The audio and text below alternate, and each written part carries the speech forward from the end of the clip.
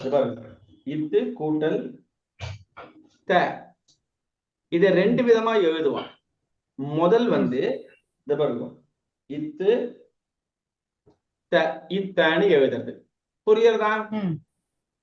இதுல என்ன ஒரு சூக்ஷ்மம் இருக்குன்னா, இத ஒட்டிடக்கூடாது. இது ரெண்டுத்தையும் ஒட்டிட்டீங்கன்னா லா மாதிரி ஆயிடும். புரியுறதா?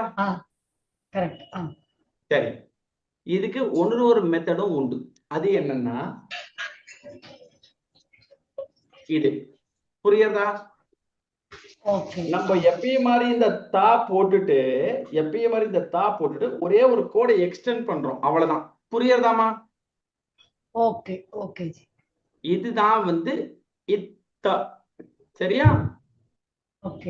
எனக்கு அந்த லைக் இப்போ புக்ல எல்லாம் பார்க்கத்தே அந்த இத்தாங்கிறதும் அந்த இக்கு க அந்த அந்த அந்த மாதிரி சேர்ந்த மாதிரி இருக்கிறதுல வந்து ஓல்டு டெக்ஸ்ட் எல்லாம் பார்த்தா ரொம்ப கொஞ்சம் ஒரு அது வெதர் இட் இஸ் இக்தாவா இல்ல இத்தாவா அப்படிங்கிற மாதிரி டவுட் இருக்கு. அது கண்டிப்பா இந்த டவுட் வரும். உங்களுக்கு டவுட் வந்தது தப்பே இல்லை. சில சில கான்செப்ட மட்டும் நம்ம அப்படியே மெமரி பண்ணிடணும். புரியுதா? எந்தெந்த கான்செப்ட் அது அப்படின்னு பார்த்தோம்னா, இப்ப நல்லா புரிஞ்சுக்கோங்க. இப்போ இக்கு கூட்டல் த, இக்கு கூட்டல் த, இக்த. சரியா? இந்த இக்தன்றது இது மாதிரி இருக்கும். புரியுறதா? இத அப்படியே எடுத்துக்கணும். நீங்க நல்லா புரிஞ்சுக்கோங்க. இத வந்து ஏன் இது மாதிரி ஒரு வடிவம் வந்ததுன்னா யோசிக்காதீங்க. இந்த வடிவம் வந்ததுன்னா இந்த அக்ஷரத்தை பார்த்த உடனே இக்த அப்படின்னு ஒரு 100 தடவை எழுதி பார்த்துருக்கோம். சரியா?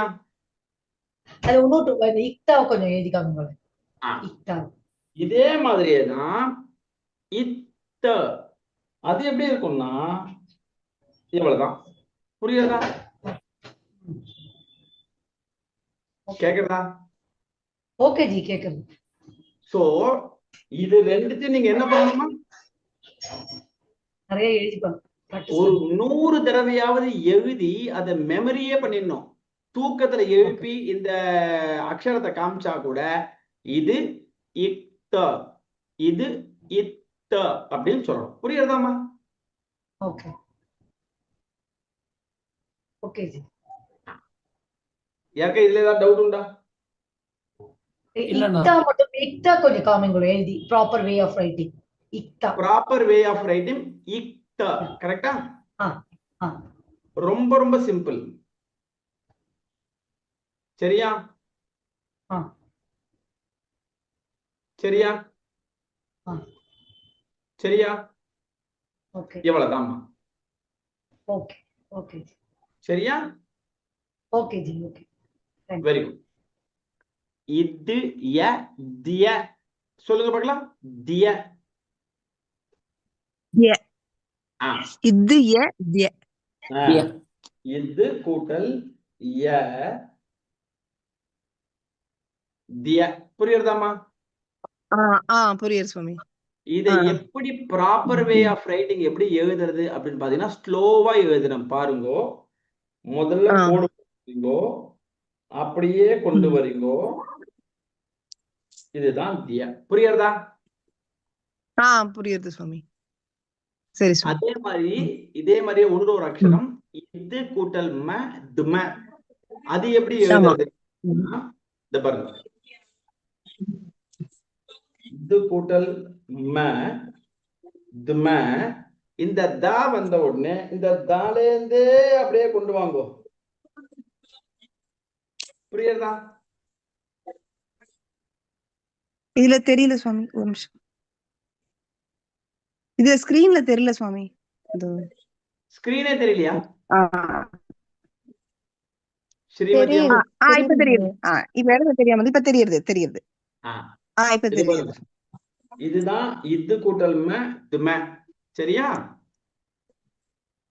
சரி சுவாமி. இதை எப்படி எழுதணும்? ப்ராப்பர் வே ஆஃப் ரைட்டிங் என்ன அப்படின்னா, முதல்ல த அப்படின்றத ஃபுல்லா போட்டுடணும். இந்த பாருங்க, த போட்டுடணும். சரியா? அந்த தாலேந்து மா வரும். சரியா? சரி சுவாமி.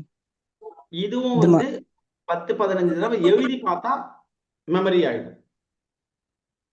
இத் த இத்த இத் ந தன இத் ப ப இத் ம ம இத் ய திய இத் ர த்ர இத் வ துவ இத் ச ச இத் ய திய இத் க க இத் த இத் இத் ப துப இத் இப் ய துப்ய இத் ம தும இத் ய திய இத் ர திர இத் வ துவ இத் ம தும இத் ய திய